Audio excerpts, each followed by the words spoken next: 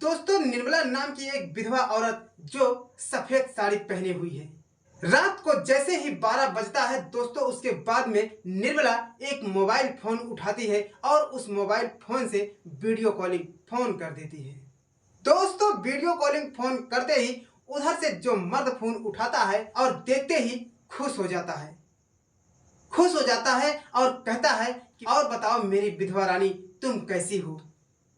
तुम्हारे बगैर मुझे नींद नहीं आती है, तुम्हारे बगैर मुझे चैन नहीं आती है, मुझे करार नहीं मिलता है। उसके बाद में कहता है, मैं बहुत ही चिंतित हूँ, मैं बहुत ही परेशान हूँ, मैं तुम्हारे बगैर सो नहीं पाता हूँ। उसके बाद में ये विधवा औरत उसे देखती रहती है और उसके बाद में कहता है कि बताओ क्या तुम रातों को सोती हो? उसके बाद ये कहती है कि सारा गांव मुझे विधवा कहता है, सारा मोहल्ला, सारा पड़ोस मुझे विधवा कहता है, लेकिन कम से कम तुम तो विधवा मत कहो। उसके बाद वो मर्द कहता है, नहीं कहूंगा विधवा, यदि तुम इस सफेद साड़ी को उतार फेंको, इस वीडियो कॉलिंग फोन पर मेरे ही सामने अपने सारे कपड़े को उतार दो और इस सफेद साड़ी को उतारते समय मुझे दिखाओ और रंगीन साड़ियों को पहन करके श्रृंगार करो। श्रृंगार ऐसे करो कि जैसे तुम्हारी आज ही डोली आई हो, जैसे तुम्हारी आज ही बारात से विदाई हुई हो। दोस्तों, उसके बाद में निर्मला अपनी सफेद साड़ी का आंचल पकड़ करके खोलने लगती है। उधर से वो मर्द उसे ताकते ही रहता है, उसे घूर घूर कर देख रहा होता है, लेकिन इधर से निर्मला अपनी साड़ी को धीरे धीरे उतार कर फेंक रही होती है। दोस्तों, साड़ी उतारने के बाद में वो एक ऐसी साड़ी उठाती है जो कि पूरा एकदम लाल जोड़े में होता है। दोस्तों, उसके बाद में उधर से वो मर्द उसे देखते रहता है और ये विधवा औरत अपनी साड़ी को उतार करके पूरे बदन को दिखाती है। दोस्तों, लाल साड़ी पहन करके सिंदूर लगाती है। सिंदूर ऐसे लगाती है जैसे आज ही उसकी विवाह हुआ हो। दोस्तों, उसके बाद में रंगीन चूड़ियां पहनती है, उस होठों में लिपस्टिक लगाती है। उसके बाद में शौक श्रृंगार करके सज धज करके एकदम जैसे डोली से उतर रही हो। उसके बाद में दोनों के बात करने का सिलसिला चालू हो जाता है और बहुत ही खुशी खुशी बात करते हैं। निर्मला उसे देखती है और वो मर्द निर्मला को देखता है। तो दोस्तों, आइए जानते हैं कि ये निर्मला नाम की कौन औरत है जो विधवा होते हुए रात के समय वीडियो कॉलिंग फोन करती है और उस फोन पे अपने सारे सफेद साड़ी को उतार फेंकती है और रंगीन साड़ियों को धारण कर लेती है और रंगीन साड़ियों को पहन करके शौक श्रृंगार करके सज धज जाती है और इतना ज्यादा श्रृंगार करती है कि जैसे डोली से उतर कर आई हो। दोस्तों, क्यों ऐसा करती है? क्यों वो दिन में विधवा का रूप अपनाती है और रात में सुहागन का रूप अपना लेती है? तो दोस्तों, आइए जानते हैं। कहानी बहुत ही दिलचस्प है, बहुत ही रोमांटिक कहानी है और बहुत ही मजेदार कहानी है। लेकिन मेरा एक ही रिक्वेस्ट है कि इस कहानी को पूरा जानने से पहले हमारे इस चैनल को सब्सक्राइब कर लीजिए और वीडियो को लाइक कर दीजिए, जिससे हमारा नोटिफिकेशन आपके मोबाइल फोन पर आसानी से मिलता रहे।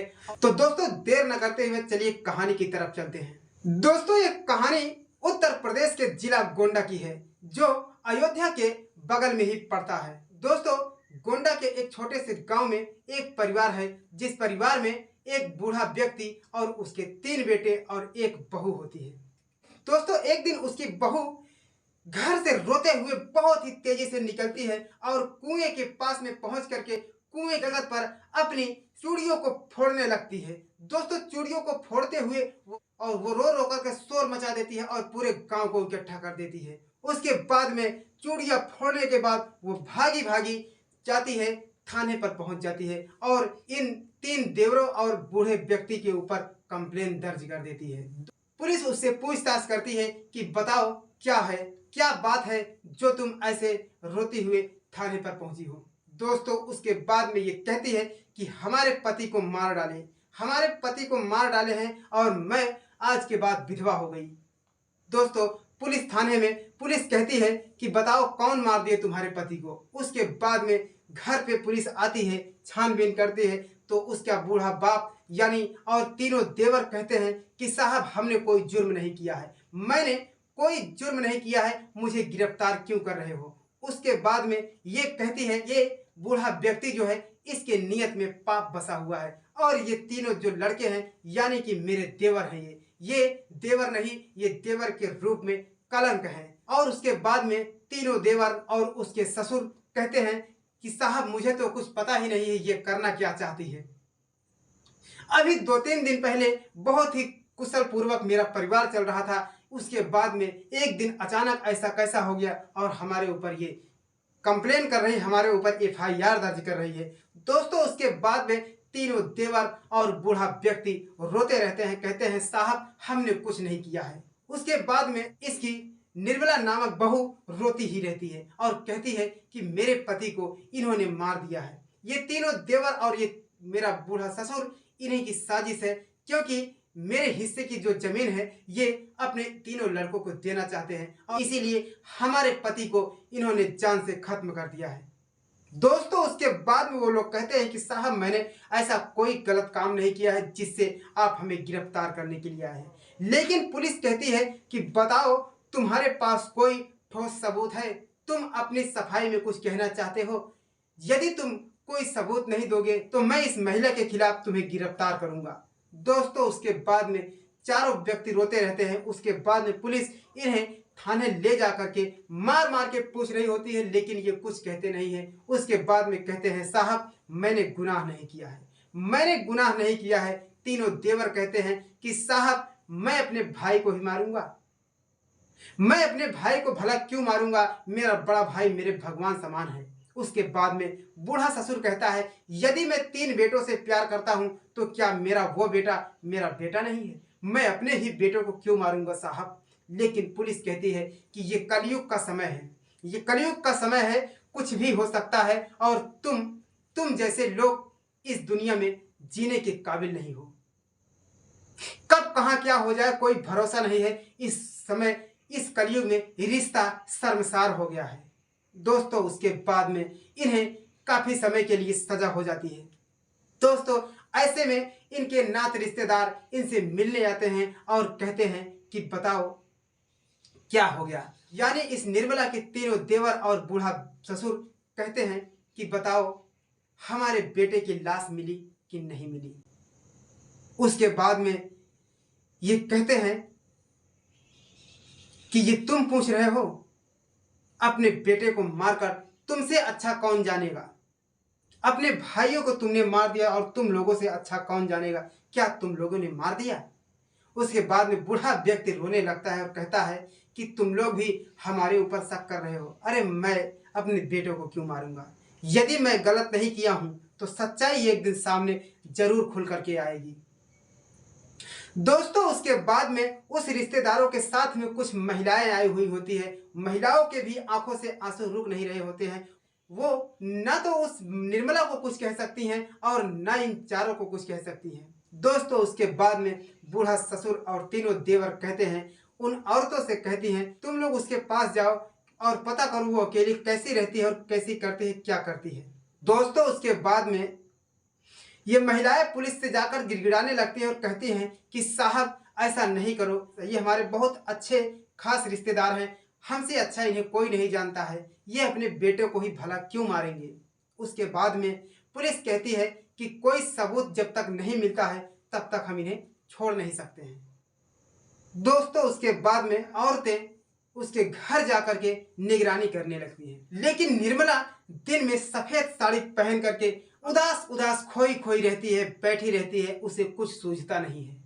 और जैसे ही रात हो जाती है सारे व्यक्ति सो जाते हैं, सारे मर्द सो जाते हैं और सारा गांव मोहल्ला सो जाता है और वो फोन उठाती है और उसके बाद में किसी मर्द के पास में फोन लगा देती है और वीडियो कॉलिंग पर अपनी साड़ियों को उतार फेंकती है और सफेद साड़ी को फेंक करके सुहागन का रूप धारण कर लेती है। दोस्तों दिन में विधवा का रूप धारण करती है और रात को सुहागन का रूप धारण करती है। ऐसे में वीडियो कॉलिंग फोन लगाकर एक मर्द से बात करती है, मर्द से प्यार भरी सारी बातें करती है और सारी रात रंगीन करती है। उसके बाद में फिर सुबह होती है तो सफेद साड़ी को पहन करके उदास हो जाती है। दोस्तों ये सिलसिला को उन महिलाओं ने देख लिया। उसके बाद में थाने पर पहुंचती हैं और कहती हैं कि साहब मेरी बातों को गौर से सुनिए, मेरी बातों को विश्वास कीजिए, वो औरत इनको फंसाना चाहती है, इनके पीठ पीछे कुछ और कर रही है। पुलिस पूछती है कि बताओ क्या कर रही है। वो कहती हैं कि ये जो निर्मला नाम की औरत है दिन में विधवा का रूप तो धारण करती है, लेकिन रात का रूप देखोगे तो आपके पैरों तले जमीन खिसक जाएगी, क्योंकि रात को ये सुहागन का रूप धारण करती है और लाल जोड़े में हो जाती है, लाल साड़ियों को पहनती है, मुट्ठी भर सिंदूर भरती है, उसके बाद में बिंदिया लगाती है, चूड़ी पहनती है, पायल पहनती है, झुमके पहनती है और नथिया पहनती है। उसके बाद में अपने किसी गैर मर्द से फोन पर वीडियो कॉलिंग बात करती है। दोस्तों उसके बाद में पुलिस सुनते ही हैरान हो जाती है। वो कहते हैं कि ऐसा कैसे हो सकता है। जो औरत थाने पर चूड़ियां फोड़ते हुए रोते हुए हमारे थाने पर कंप्लेन दर्ज कराने आई थी, वो रात को रंगीन साड़ी पहनकर सुहागन का रूप धारण करके वीडियो कॉलिंग बात कर रही थी। उसके बाद में सीओ साहब कहते हैं हो सकता है, इस कलयुग में कुछ भी हो सकता है, तुरंत एक टीम बनाओ जिससे उसकी तहकीकात करो कि पता करो उसके आगे पीछे क्या कैसे होता है। उसके बाद में पुलिस छानबीन पे जुट जाती है। उसके बाद सीओ साहब कहते हैं कि जहां से मोबाइल कनेक्ट होता है, जहां से सारी बातें होती है, कस्टमर केयर अधिकारी के पास बोलते हैं कि ऐसी ऐसी बात है, कुछ दिनों के लिए इसके फोन को रिकॉर्ड रखो। उसके बाद में क्योंकि कई जिंदगियों की सवाल है दोस्तों, ऐसे में वहां पर रिकॉर्ड हो जाता है और धीरे धीरे उस निर्मला नाम की औरत को पकड़ लेते हैं। जब वीडियो कॉलिंग पर ले जाते हैं, सामने दिखाते हैं, निर्मला दंग हो जाती है। लेकिन दोस्तों वो कहते हैं, पुलिस मार मार के पूछने लगते हैं कि बता ये कौन मर्द है जो इस पे वीडियो कॉलिंग फोन कर रही है, इससे वीडियो कॉलिंग बात कर रही है। दोस्तों उसे थाने लाया जाता है। थाने में उसके बाप से और उसके देवर से कहते हैं कि बताओ ये व्यक्ति कौन है। बूढ़ा ससुर देखकर दंग हो जाता है, उसके बेटे दंग हो जाते हैं, यानी कि उसके देवर दंग हो जाते हैं कि कहते हैं साहब ये तो मेरा भाई है। बाप कहता है साहब ये तो मेरा बड़ा बेटा है। पुलिस उसके बाद में निर्मला को और मारने लगती है, कहती है कि बता तुमने ऐसा क्यों किया। फिर जाकर सच्चाई सामने आती है कि इस औरत ने चाहा था कि तीनों बेटों को फंसा करके इन्हें सारी उम्र जेल कर दूंगी और मैं सारी जमीन जायदाद पर ऐश करूंगी, मैं अकेले इन जायदाद के मालिक बन जाऊंगी और खुशियों में राज करूंगी। दोस्तों ये तो रही दूसरे घर की महिला। दोस्तों ये तो महिला रही, किसी दूसरे गांव से आई है, लेकिन इसके बेटों को ऐसा नहीं करना चाहिए था, अपने तीनों भाइयों के साथ में ऐसा नहीं करना चाहिए था, इन्हें तीनों को जेल में नहीं डालना चाहिए था। उन्हें तो छोड़ो, अपने बूढ़े बाप को उस उम्र में जेल खाने में डाल दिया, ऐसा नहीं करना मांगता था। दोस्तों उसके बाद में दोनों को पुलिस हिरासत में लेती है और इन्हें बंद कर देती है। तो दोस्तों ये थी हमारी कहानी। कहानी कैसी लगी दोस्तों? अगर कहानी जरा भी अच्छी लगी हो तो हमारे इस चैनल को सब्सक्राइब कर दीजिए और वीडियो को लाइक कर दीजिए। फिर मिलते हैं कल दोपहर 12 बजे किसी नेक्स्ट वीडियो के साथ। तब तक के लिए सागर को दीजिए इजाजत। नमस्कार।